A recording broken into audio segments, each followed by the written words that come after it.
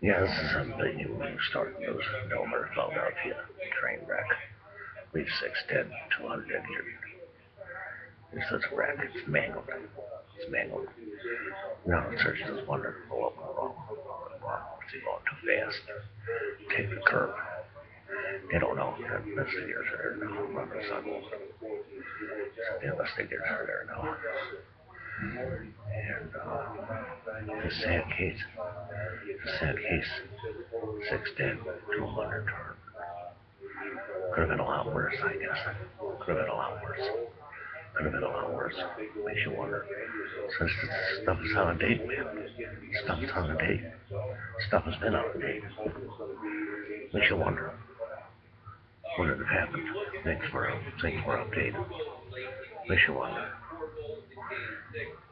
These trains and these railways are out of date. They're out of date. 50 years out of date. Makes you wonder. This is a thing. Keep watching.